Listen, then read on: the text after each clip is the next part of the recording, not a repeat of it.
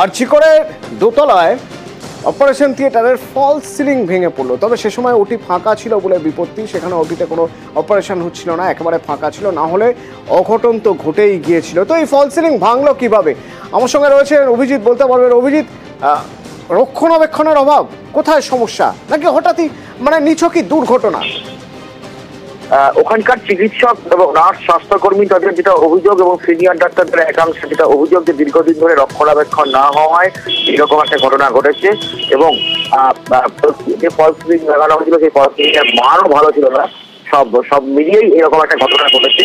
এবং এই যে সার্জারি ডিপার্টমেন্টের যে দোতলায় এই যে অপারেশন থিয়েটারটি, এই অপারেশন থিয়েটারটিতে ল্যাপ্রোস্কোপি করা হতো, তবে প্রায় গত 6 মাস ধরে এই অপারেশন থিয়েটারটি বন্ধ অবস্থায় পড়ে রয়েছে। এবং গত আগে যিনি প্রিন্সিপাল ছিলেন সন্দীপ ঘোষ, প্রাক্তন প্রিন্সিপাল সন্দীপ ঘোষকে বারবার করে অনুরোধ করা হয়েছিল সিনিয়র ডাক্তারদের তরফ থেকে, চিকিৎসকের তরফ থেকে, যে যেন এই অপারেশন থিয়েটারটা সংস্কার করা হয়।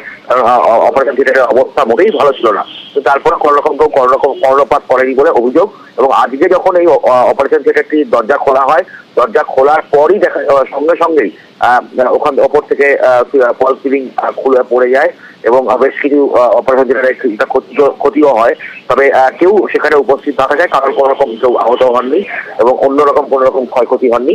তার ফলে যদিও এই ঘটনা নিয়ে হাসপাতালের জুনিয়র ডাক্তার এবং সিনিয়র ডাক্তারদের একাংশের মধ্যেও এই ঘটনা নিয়ে যথেষ্ট চাঞ্চল্য ছড়ায় এবং তারা বর্তমান কর্তৃপক্ষকেও তারা আবেদন জানিয়েছেন যে বিভিন্ন যে এই ধরনের যে রুমগুলো রয়েছে সেগুলো যেন সংস্কার করা হয়। অতনু, ধন্যবাদ।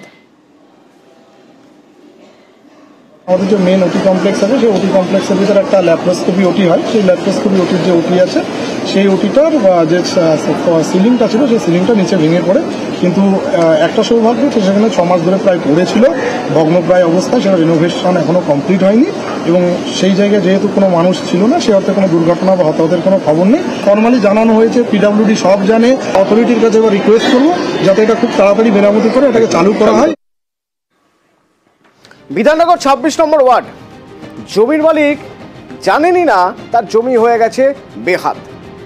একদিন তিনি দেখলেন সেখানে একটা বোর্ড লাগানো রয়েছে, যে বোর্ডে লেখা রয়েছে এই জমি বিক্রির জন্য নয়। মালিক তো কিছুই জানেন না, কি করবেন মালিক? পুলিশ হাত তুলে দিয়েছে। অতএব আদালত অবশ্য আইসিকে তীব্র ভৎসনা করলো। আমার সঙ্গে অর্ণব রয়েছেন সরাসরি হাইকোর্ট চত্বর থেকে। অর্ণব, কি হয়েছিল সেখানে? পুলিশের ভূমিকা নিঃসন্দেহে প্রশ্নের মুখে, আদালত কি বলছে?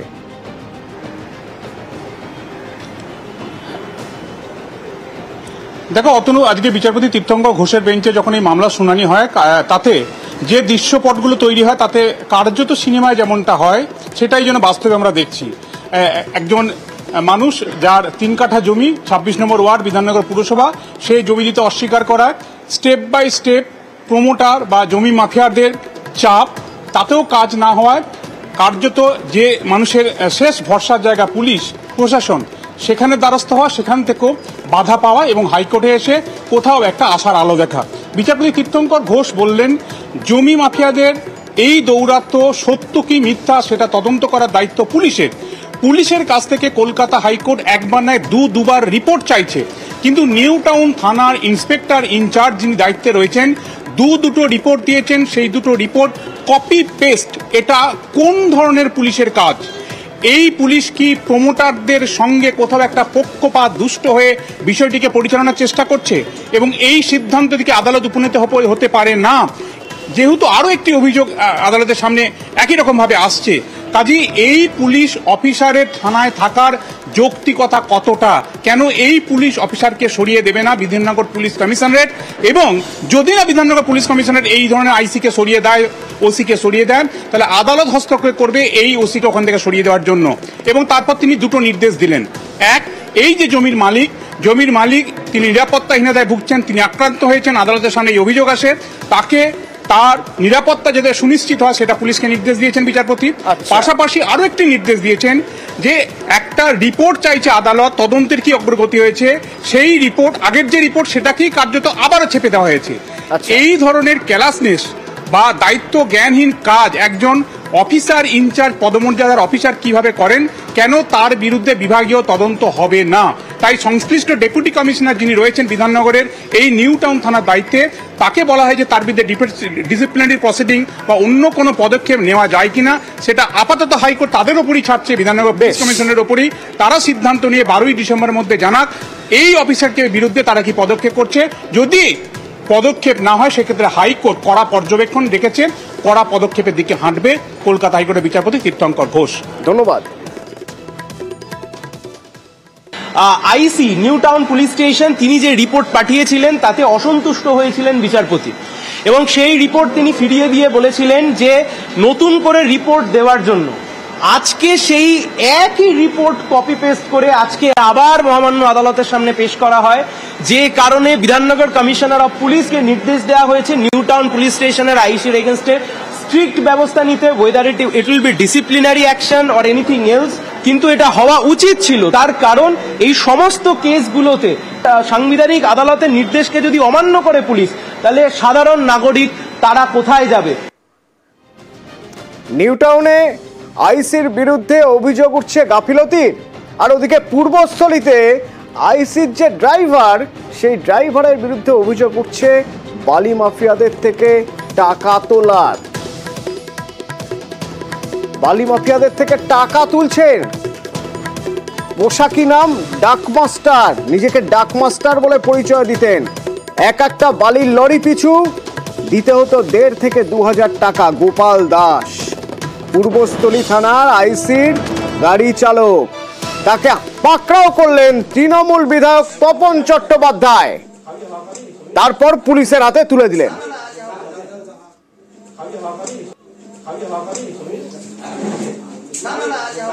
কালাকাতলা গ্রামে হসপিটাল আছে কালাকাটোয়া রোডের মধ্যে, ওখানে নারী এবং ইয়ের ব্যবসা চলে। হ্যাঁ, গোপাল দাস আইসির গাড়ি চালায়, মদ খায়, আবার রাত্রিবেলায় হইচই হয়। আমাদের গ্রামবাসীরা সব আমাদের বিরক্ত হয়ে থানায় আমরা অভিযোগ জানিয়েছি। হোটেলে কি হয়? মধুযোগ করো বলে রাত্রিবেলায় তুলে ডাম্পার থেকে, বড় বড় ডাম্পারগুলো থেকে ডাল টাকা তোলে। কে তোলে? ওই হোটেলের ওখানে ওরাই তোলে। গতকাল রাতে শুনলাম যে এই ব্যাপার, ও এইসব কাজ করছে। কি কাজ সেটাই বলছি। ওই বালির গাড়ি থেকে জোর জবরদস্তি টাকা নেয়। কে নিচ্ছে? ওই গোপাল, গাড়ির ড্রাইভার। কার গাড়ি? ও সবার গাড়ি চালাতো, আইসি গাড়ি চালাতো, অন্য জনের গাড়ি চালাতো। পুলিশ তাকে নিয়ে আসছে গাড়িতে করে।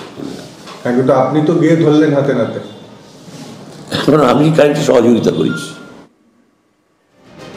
আবহাওয়ার খবরে নজর রাখা যাক। কাল থেকে শহরে শীতের আমেজ এবং উইকেন্ড বেশ ঠান্ডা ঠান্ডা ভাব থাকবে। আগামী 5 দিনে 3 থেকে 4 ডিগ্রি সেলসিয়াস তাপমাত্রা কমতে পারে। হাওয়া অফিস কি বলছে? বিশ্বজিৎ রয়েছেন আমার সঙ্গে ফোনে, বলতে পারবেন বিশ্বজিৎ? দেখো, শনি রবিবার নাগাদ তাপমাত্রা বেশ কিছুটা নামবে। কোথাও কোথাও 2 ডিগ্রি, কোথাও কোথাও 4 ডিগ্রি পর্যন্ত তাপমাত্রা নামতে পারে। আর এর ফলে যে শীতের আমেজ যেটা এই মুহূর্তে পশ্চিমের জেলাগুলিতে রয়েছে, সেই শীতের আমেজ কলকাতা সহ রাজ্যের সব জেলাতেই সেটা অনুভূত হবে। শুধুমাত্র দার্জিলিং জেলায় 2-1 দিন বিক্ষিপ্তভাবে খুব হালকা বৃষ্টি ছাড়া রাজ্যের আর কোথাও কোনো জেলাতেই বৃষ্টির সম্ভাবনা নেই। কুয়াশা হতে পারে, ঘন কুয়াশার দাপট থাকতে পারে মালদা এবং উত্তর ও দক্ষিণ দিনাজপুরে। এছাড়া অন্যান্য জায়গায় হালকা কুয়াশা সকালের দিকে থাকতে পারে। পশ্চিমের জেলাগুলিতেও কুয়াশা একটু বেশি হতে পারে। তবে শীতের আমেজ পশ্চিমের জেলাগুলিতে একটু বেশি অনুভূত হবে। কলকাতা সহ রাজ্যের সব জেলাতেই এই পশ্চিমের যে শীতের আমেজটা এই মুহূর্তে অনুভূত হচ্ছে, সেই শীতের আমেজটা আসবে। তবে কনকনে শীত বা একেবারে জাকিয়ে ঠান্ডা এই মুহূর্তে নয়, এমনটাই জানাচ্ছে আলিপুর আবহাওয়া দপ্তর। ধন্যবাদ। ঝোপঝাড় জঙ্গলে নয়, একদম শহর কলকাতা, কলকাতার প্রাণকেন্দ্র বলতে যা বোঝায় ঠিক সেইখানে কলকাতা পুরসভা, কলকাতা মিউনিসিপ্যালিটি। সেই কলকাতা পুরসভায় সাপ, হঠাৎ করে একদিন একটা সাপ দেখা গেল এমন কিন্তু নয়। গতকাল ডেপুটি মেয়র অতীন ঘোষের যে ঘর, তার জন্য যে ঘর রাখা রয়েছে তার কাজের জন্য, সেখানে একটা সাপ ঢুকে পড়ে। আবার আজ দেখা গেল কাউন্সিলর্স ক্লাব রুমের করিডোরে সাপ। বনকর্মীরা পৌঁছে গেলেন পুরসভায় সাপ ধরতে। এমন অবস্থা, শোভনদেব চট্টোপাধ্যায় বলছেন যে তিনি এত বছর, 30 বছরের উপর হয়ে গেল তিনি এই পুরসভায় রয়েছেন, তিনি পেঁচা দেখেছেন, সাপ কখনো দেখেননি। চাকরি করেছি 2004 অবধি, 1966 থেকে 38 বছর। তারপরে এখনো ইউনিয়ন করি 80টাই। স্বাভাবিকভাবে এই দীর্ঘ সময় আমি কখনো কিন্তু সাপ দেখিনি। আমরা অনেকবার এখানে রাত জেগেছি, রাতের বেলা আমাদের ছেলেরা মাটিতে শুয়ে কাটিয়েছে। একবার না দুবার আমি পেঁচা দেখেছিলাম। আমরা দীর্ঘ চাকরি করেছি এখানে, দীর্ঘদিন, মানে 36 বছর চাকরি করেছি এখানে, 38 বছর। এই 38 বছরে আমি দেখিনি, আর তার এতদিন ইউনিয়ন করছে এখনো আমি দেখিনি। এই যে সাপ ছিল না, কেউ একটা দড়ি ছিল, ওটা দেখে ভয় পেয়ে গেছে। সাপ হলে আমি ধরে নিতাম। আর পুরোনো বিল্ডিং, এত বছরের বিল্ডিং, কোথাও একটা বর্ষা হয়েছে, কোথাও একটা সাপ, ডোড়া সাপ থাকতেই পারে, তো আমাদের বাড়িতেও থাকে।